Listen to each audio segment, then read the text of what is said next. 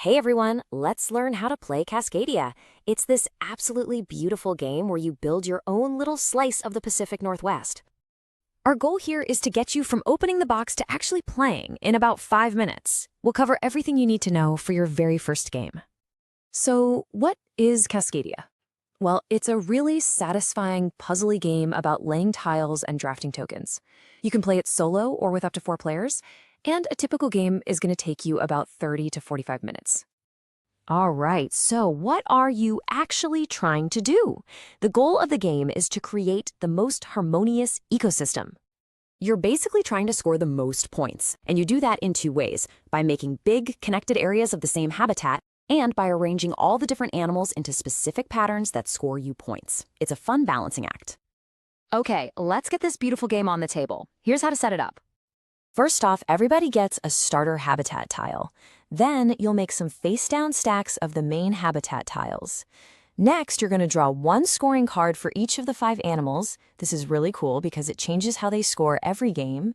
Toss all the wooden animal tokens into the cloth bag and give it a shake. And finally, you'll set up the market.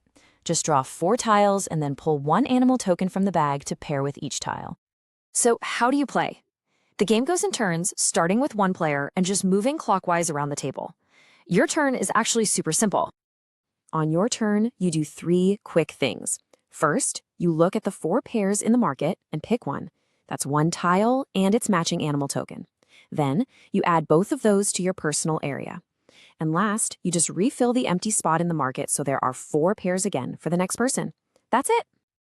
Now, before you actually pick your pair from the market, there's one quick thing to check for. It's called overpopulation.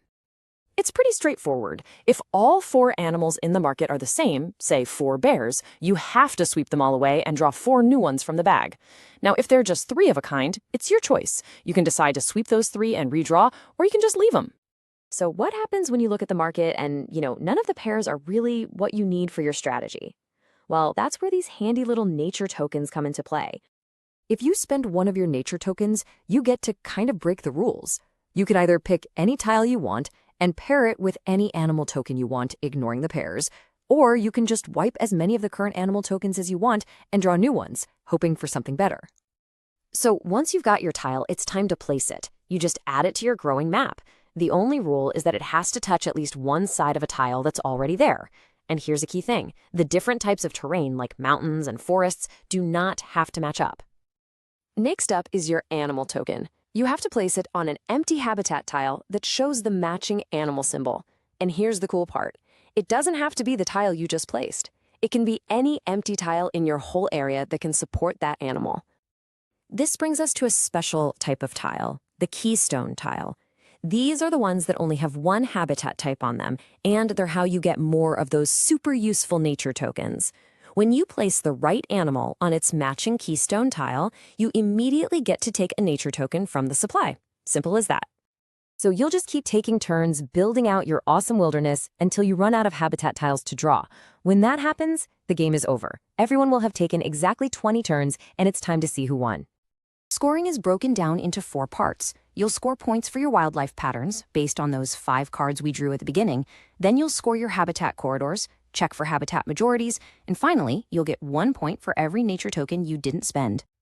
So what's a habitat corridor? It's just a connected group of the same land type. For each of the 5 habitats, you find your single biggest group and score 1 point for every tile in it.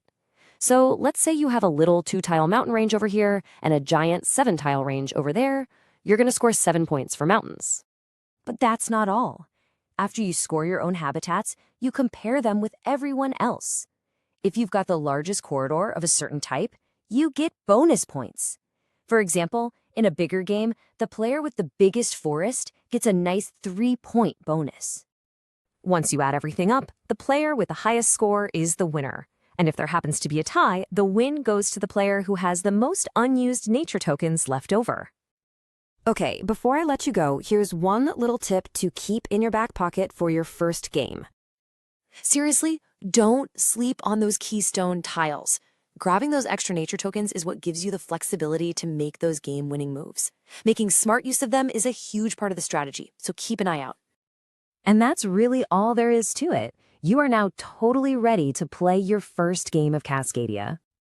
Thanks so much for watching. I hope you have an amazing time building your own beautiful ecosystem.